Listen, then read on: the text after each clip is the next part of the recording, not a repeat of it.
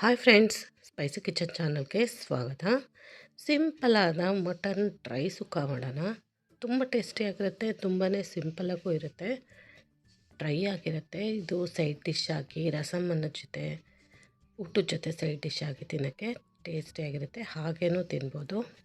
ಇದನ್ನು ಮಾಡೋ ವಿಧಾನ ನೋಡೋಣ. ಇಲ್ಲಿ 1 kg ಅಷ್ಟು ಮಟನ್ ತೊಗೊಂಡಿದ್ದೀನಿ. ಈ ಮಟನಲ್ಲಿ ನಾನು ಮಟನ್ ಸಾಂಬಾರು ಮತ್ತು ಮಟನ್ ಸುಕ್ಕ ಎರಡೂ ಮಾಡ್ತಾಯಿದ್ದೀನಿ. ಅದಕ್ಕೆ 1 kg ತೊಗೊಂಡಿದ್ದೀನಿ. ಈರುಳ್ಳಿ, ಹಸಿಮೆಣಸಿನ್ಕಾಯಿ, ಟೊಮೊಟೊ, ಮೆಂತ್ಯ ಸೊಪ್ಪು ತೊಗೊಂಡಿದ್ದೀನಿ. ಒಂದು ಕುಕ್ಕರ್ಗೆ ಸ್ವಲ್ಪ ಆಯಿಲ್ ಹಾಕ್ಕೊಳ್ಳೋಣ. ಆಯಿಲ್ ಕಾದ್ಮೇಲೆ ಇದಕ್ಕೆ ಮೆಂತ್ಯ ಸೊಪ್ಪು ಹಾಕೋಣ. ಸ್ವಲ್ಪ ಇದನ್ನು ಫ್ರೈ ಮಾಡ್ಕೊಳ್ಳೋಣ 1-2 ಸೆಕೆಂಡು. ಇದಕ್ಕೇ 5ರಿಂದ 6 ಹಸಿಮೆಣಸಿನ್ಕಾಯಿ ಉದ್ದದ್ದಾಗಿ ಹಚ್ಚಿರುವಂಥ ಹಸಿಮೆಣಸಿನ್ಕಾಯಿ ಹಾಕಿದ್ದೀನಿ. ಈರುಳ್ಳಿನೂ ಹಾಕ್ತಾಯಿದ್ದೀನಿ. ಒಂದು ಮೀಡಿಯಮ್ ಸೈಜ್ ಆದರೆ ಸಾಕಾಗುತ್ತೆ. ಇವೆರಡನ್ನು ಚೆನ್ನಾಗಿ ಫ್ರೈ ಮಾಡ್ಕೊಳ್ಳೋಣ 1-2-3 ಸೆಕೆಂಡು. ಇದಕ್ಕೇ ಟೊಮೊಟೊನೂ ಹಾಕ್ಬಿಡೋಣ. ಟೊಮೊಟೊನ ಫ್ರೈ ಮಾಡ್ಕೊಳ್ಳೋಣ. ಇದು ಸ್ವಲ್ಪ ಬಲ್ತಿರೋದ್ರಿಂದ ಮಟನ್ನು ಕುಕ್ಕರ್ಗೆ ಹಾಕಿ ಬೇಯಿಸ್ಕೊತಾ ಇದ್ದೀನಿ.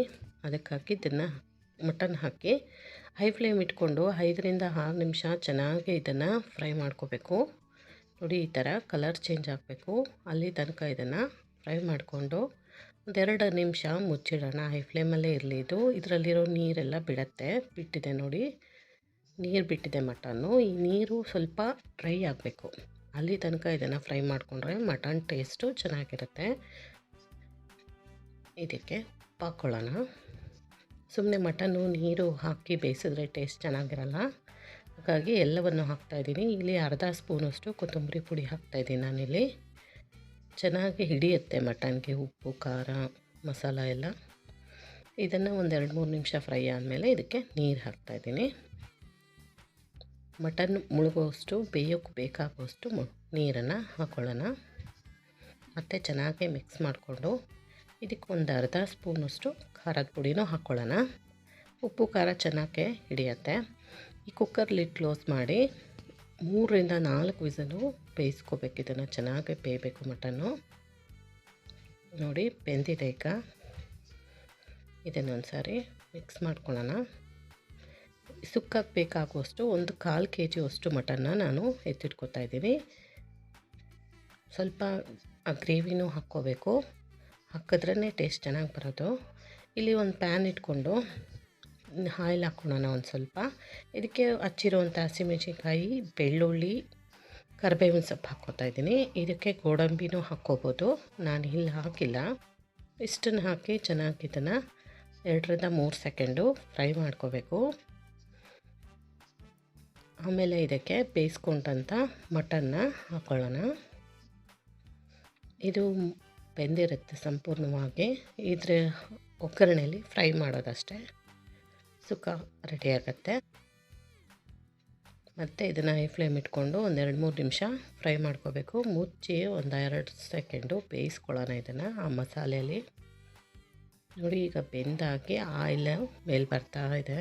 ಈ ಟೈಮಲ್ಲಿ ಕ್ಯಾಪ್ಸಿಕಮ್ ಹಾಕ್ಕೊಳ್ಳೋಣ ಒಂದು ಅರ್ಧದಷ್ಟು. ಸರಿ ಮಿಕ್ಸ್ ಮಾಡ್ಕೊಳ್ಳೋಣ. ತುಂಬಾ ಟೇಸ್ಟಿಯಾಗಿರುತ್ತೆ. ಡ್ರೈ ಆಗಿರೋದ್ರಿಂದ ಹಾಗೆ ತಿನ್ನೋಕ್ಕೆ ಟೇಸ್ಟಿಯಾಗಿ ಬರುತ್ತೆ ಈ ಮಟನ್ ಸುಕ್ಕ. ಇದೇ ಥರ ಚಿಕನಲ್ಲೂ ಮಾಡ್ಕೋಬೋದು. ಫ್ರೈ ಆದಮೇಲೆ ಇದಕ್ಕೆ ಸ್ವಲ್ಪ ಉಪ್ಪು ಹಾಕೋಣ. ಮೇಲಿಂದ ಸ್ವಲ್ಪ ಗರಂ ಮಸಾಲ ಹಾಕೋಣ. ಅರ್ಧ ಸ್ಪೂನಷ್ಟು ಮತ್ತು ಖಾರದ ಪುಡಿ ಹಾಕೋಣ.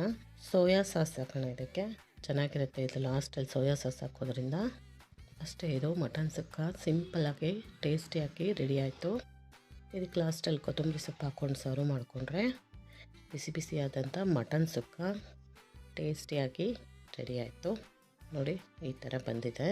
ಭಾನುವಾರದ ಸ್ಪೆಷಲ್ ಮಟನ್ ಡ್ರೈ ಸುಕ್ಕ. ಈ ಥರ ಒಂದು ಸಾರಿ ಟ್ರೈ ಮಾಡಿ ನೋಡಿ. ಹೇಗೆ ಬಂತು ಅಂತ ಕಮೆಂಟಲ್ಲಿ ತಿಳಿಸಿ. ನನ್ನ ವಿಡಿಯೋಗೆ ಪ್ಲೀಸ್ ಒಂದು ಲೈಕ್ ಮಾಡಿ, ಶೇರ್ ಮಾಡಿ, ಸಬ್ಸ್ಕ್ರೈಬ್ ಮಾಡ್ಕೊಳ್ಳಿ. ಇದನ್ನು ಸರ್ವ್ ಮಾಡ್ಕೊಳ್ಳೋಣ. ಸೈಡ್ ಡಿಶ್ ಆಗಂತೂ ಸೂಪರ್ ಕಾಂಬಿನೇಷನ್ ಇದು. ಒಂದೊಂದು ಕಡೆ ಒಂದೊಂದು ವೆರೈಟೀಲಿ ಮಟನ್ ಸುಕ್ಕ ಮಾಡ್ತಾರೆ. ಮಂಗಳೂರು ಸ್ಟೈಲ್ ಮಟನ್ ಸುಕ್ಕನ ನೆಕ್ಸ್ಟ್ ಬರೋ ವಿಡಿಯೋದಲ್ಲಿ ತೋರಿಸ್ತೀನಿ. Thank you.